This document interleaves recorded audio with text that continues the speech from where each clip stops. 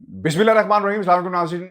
Viewers, Irfan Hashmi show Pakistan edition में आपको खुशामदीद कहता हूं। व्यूअर्स, पिछले 3 रोज के अंदर आपका बहुत सारे कमेंट्स हमें मौसूल हुए, आपका प्यार हम तक पहुंचा, उसके लिए मैं बहुत ही मशकूर हूं। और अजहर सदीक साहब का भी, जिन्होंने ये जो मेरी अदम मौजूदगी में गैप था चैनल के ऊपर, उसको पूरा किया, उनका भी मैं बहुत मशकूर हूं, शुक्रिया अदा करता हूं।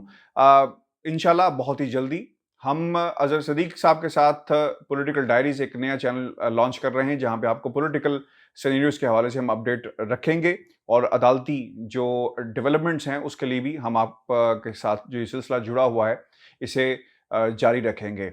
आज पाकिस्तान के अंदर बहुत सारी डेवलपमेंट्स हुई हैं और बहुत ही इंपॉर्टेंट खबरें हैं। आज एक नारा लगाया गया व्यूअर्स कि बाप ने बाप के कहने पर वोट दिया। ये जो जुमला मरीम नवाज की तरफ से कहा गया, इसकी हकीकत क्या है? और आज मैं अपने तज्जिये में आपके सामने कुछ हकायक रखूंगा कि ये हकीकत क्या है, कि बाप कौन है, और ये तमाम सियासी जमातें, इनके बाप कौन है और किस किस्म की जुबान इस्तेमाल करते हैं और क्या डायरेक्शंस दी जाती हैं, इस पर तफसील से बात होगी। और दूसरी अहम खबर चीनी स्कैंडल है, और शरीफ खानदान, जहांगीर तरीन के इर्द गिर्द घेरा तंग किया जा रहा है। मुझे 1% भी ये जो इकदामात हुकूमत उठा रही है, इससे कोई जो है वो पॉजिटिव वाइब्स नहीं आ रही। इसकी बहुत सारी वजूहात हैं, वो भी हम आपके सामने रखेंगे। लेकिन इमरान खान ने ये नारा लगाया है कि वो लोग, वो करप्ट अनासिर जो करप्शन में मुलविस हैं, जो अवाम को तंग कर रहे हैं, ऐसे माफियाज के खिलाफ हम कार्रवाई जरूर करेंगे। इस पर बात होगी कि कहां पर पाकिस्तान तहरीक इंसाफ की हुकूमत गलती कर रही है और वो गलती क्या है। पहले बात कर लेते हैं कि बाप ने बाप के कहने पर वोट दिया। ऐसा कहना था मरीम नवाज का आज जब उन्होंने गुफ्तगू की। वो और क्या कहती हैं वो भी मैं आपके सामने रखता हूं, और फिर ये बाप ने बाप के कहने पर वोट दिया, इसकी हकीकत क्या है, ये उजागर करेंगे। वो कहती हैं कि पहली दफा देखा ऑपोजिशन लीडर हुकूमती अरकान के वोट से जो है वो अपोजिशन लीडर बनता है। झूठ से ओहदे के लिए, छोटे से ओहदे के लिए कुर्बानी दी गई। आसिफ अली जरदारी ने कहा था कि नून लीग और पीडीएम माने तो अदम एतमाद करके परवेज इलाही को वज़ीर आला बना देंगे। और नवाज शरीफ ने कहा था कि आइन और कानून से जो दराकार से बाहर होगा उसे कबूल नहीं किया जाएगा। जरदारी सब पर भारी, शर्मिंदगी की बात है। हैरानगी होती है और शर्मिंदगी की यह बात है कि मरीम नवाज जो गुफ्तगू कर रही हैं, इसका सारा महवर मरकज वो भूल जाती हैं कि पाकिस्तान डेमोक्रेटिक मूवमेंट का प्लेटफॉर्म, जहां पर तमाम लोग इसलिए इकट्ठे हुए कि एक ऐसी हुकूमत को घर भेजा जा सके जो माफियाज के खिलाफ लड़ रही है। आपको उस वक्त शर्मिंदगी नहीं हुई जब आपने सिंध के अंदर जाकर जीए भुट्टो के नारे लगाए। 90 की जो सियासत थी उसे दफन करने की बात की गई। अपने मकासद को उनको हासिल करने के लिए आपने पाकिस्तान पीपल्स पार्टी के साथ हाथ बढ़ाया, और जब आपको कुछ नहीं मिला तो आप कहती हैं कि आसिफ अली जरदारी सब पर भारी, कहना शर्मिंदगी से कम नहीं है। व्यूअर्स, ये जो बाप वाला मामला है ये बहुत ही इंटरेस्टिंग है। मरीम नवाज का ये स्टेटमेंट आया। मरीम नवाज वही करती हैं जो उनके बाप कहते हैं, और उनके बाप कौन है, यानी माँ बाप वाले बाप कौन है? नवाज शरीफ साहब। ये नवाज शरीफ की जुबान बोल रही हैं, और किस तरह की मैं आज आपके सामने साबित करूंगा। दूसरी तरफ एक और बाप हैं, शहबाज शरीफ साहब। वो भी किसी के बाप हैं, और वो हमजा शहबाज के बाप हैं। और उनके हमजा शहबाज के बाप ने यह कहा हमजा शहबाज को कि जनाब, आपने पाकिस्तान पीपल्स पार्टी के खिलाफ कोई बयान जारी नहीं करना और खामोश रहना है। सीनियर जो पाकिस्तान डेमोक्रेटिक मूवमेंट की क्यादत है, इन्हें करने दिया जाए। तो मरीम नवाज के बाप नवाज शरीफ ने कहा, वो जो कुछ कहा मरीम नवाज ने बोल दिया। और ये वही बयानात हैं जो नवाज शरीफ साहब भी लंदन में देते रहे, सहाफ़ियों से बाज़ दफ़ा रस्मी गैर रस्मी गुफ्तगू करते हुए कि जो कुछ हो रहा है, और हमने तो 90 की सियासत को दफन कर दिया था, आज जो कुछ हो रहा है इस पर अफसोस हुआ। पाकिस्तान डेमोक्रेटिक मूवमेंट इस्टेब्लिशमेंट के इशारों पर चल रही है और एक लाइजोन हो चुका है और इस्टेब्लिशमेंट के साथ मुसलसल राब्तों में है। और हकीकत ये थी जो उन्होंने वहां पर बयान की। तो आज ये वही बयानियां है जो मरीम नवाज, यानी मरीम नवाज के बाप नवाज शरीफ कह रहे हैं, और वो उस पर अमल करती हुई नजर आ रही है अपनी बयानात की शक्ल में। तीसरी हकीकत, पीपल्स पार्टी, वहां से भी बयानात का सिलसिला जारी है। बिलावल भुट्टो के भी एक बाप हैं, यानी आसिफ अली जरदारी। बिलावल भुट्टो का एक नया नाम रखा है मैंने, बिलावल भुट्टो, बिला वजह भुट्टो। बिलावल भुट्टो नहीं बल्कि बिला वजह भुट्टो, इसलिए कि बिलावल की जो कास्ट है वो जरदारी यानी बिलावल जरदारी होनी चाहिए, लेकिन भुट्टो बिला वजह भुट्टो इसलिए लगाया गया है ताकि मरूसी सियासत और ये जो भुट्टो खानदान की छाप है इसे आगे चलाया जा सके।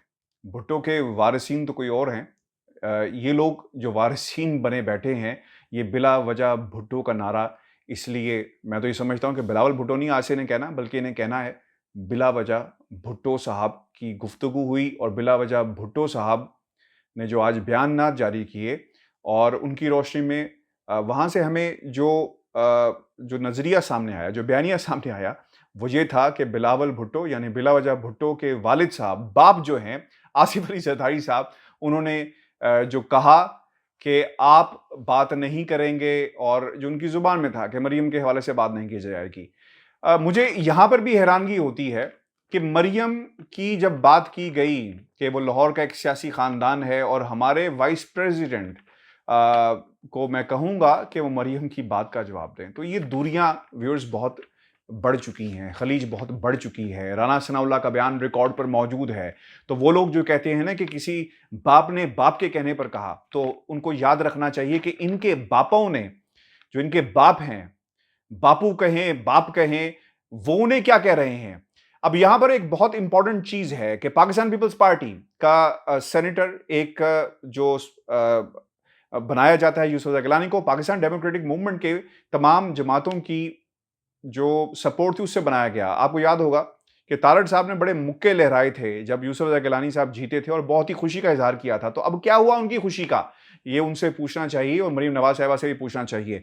और दूसरी तरफ आपको ये बताएं कि ये आज उन्होंने भी कहा कि मैं मरीम नवाज की इज्जत करता हूं, लेकिन हमें उस बयान को नहीं भूलना चाहिए जो वाइस प्रेसिडेंट के हवाले से उन्होंने दिया। हमजा शहबाज शरीफ साहब अपने बाप की बात क्यों मान रहे हैं? इसलिए मान रहे हैं, हमारी खबर के मुताबिक पाकिस्तान पीपल्स पार्टी और दूसरी तरफ शहबाज शरीफ साहब के दरमियान कोई बैकडोर मुआहिदा हुआ है कि भाई हम नहीं बोलेंगे, खामोश रहेंगे। तो यहां से एक तफरीक नजर आ रही है पाकिस्तान डेमोक्रेटिक मूवमेंट के। और वो लोग जो कहते थे कि नून लीग का बयानिया शीन नहीं है और शीन का बयानिया नून नहीं है, बल्कि ये तमाम जो जमात है नून लीग, इसका एक ही बयानिया है, खुलकर सामने आ गया कि मरियम नवाज तनकीद करती हैं अपने बापू की बात को, जिस तरह उन्होंने आगे बढ़ाया कौम के सामने है। हमजा शहबाज उस सियासत को लेकर चल रहे हैं जो उनके बाप यानी शहबाज शरीफ कहते हैं कि हमें दूर रखा जाए, और वो पिछले रास्ते से डील्स करते जा रहे हैं। सबसे ज्यादा फायदा पाकिस्तान पीपल्स पार्टी को हुआ है व्यूअर्स।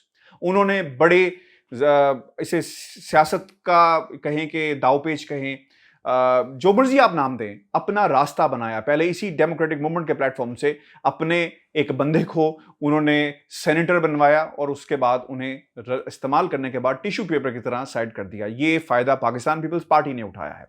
अब यहां पर एक ऐसा कैरेक्टर है व्यूअर्स जो बहुत ही इंपॉर्टेंट है, जो हमें याद रखना होगा। मौलाना फजलुर रहमान के हवाले से आपको एक खबर देते चलें। एक तरफ डील हो रही है शहबाज शरीफ कि कुछ पाकिस्तान के, जिनको ये कहते हैं ना कि बाप ने बाप के कहने पर वोट दिया, उनसे मुसलसल ये राब्ते में हैं और इसी तरह का रिलीफ चाहते हैं। हमजा शहबाज शरीफ का बाहर आना उसी की एक कड़ी है।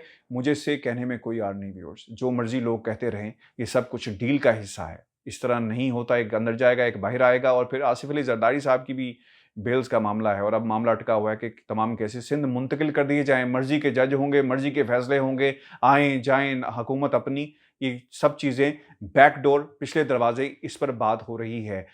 एक चौथी शख्सियत ऐसी हैं, उनके हवाले से आपको आज एक बड़ी खबर देता चलूं। और सबसे पहले इंपॉर्टेंट ये है समझना, फजलुर रहमान साहब ने नून लीग के प्लेटफॉर्म से जिस तरह कोशिश की, फ्रंट मैन है नून लीग के, कि वो पैसा भी बना रहे हैं, अपने बच्चों का लाने का किराया भी मांग रहे हैं।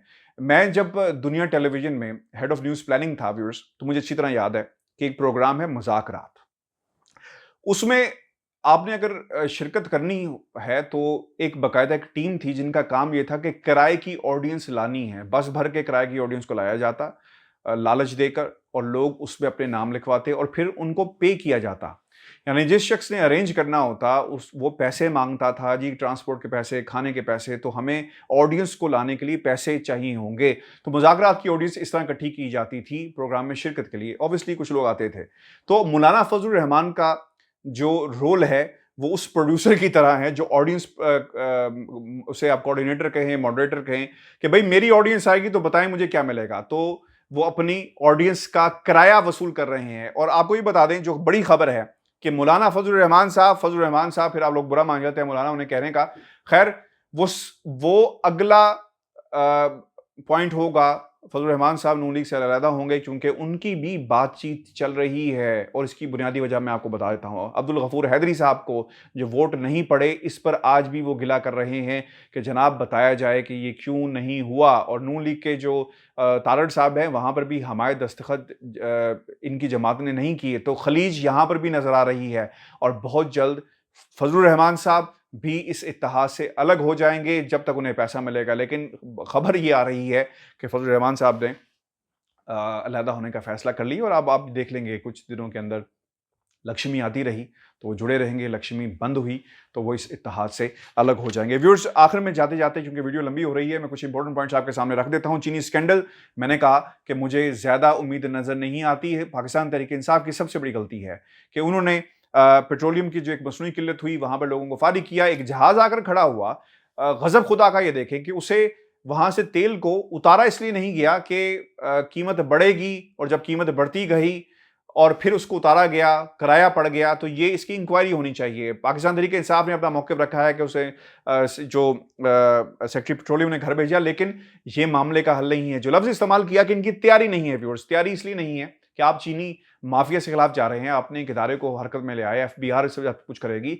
लेकिन आपकी तैयारी नहीं है। अगर आपने इन लोगों पर हाथ डालना था तो पहले आपको प्लानिंग करनी चाहिए थी।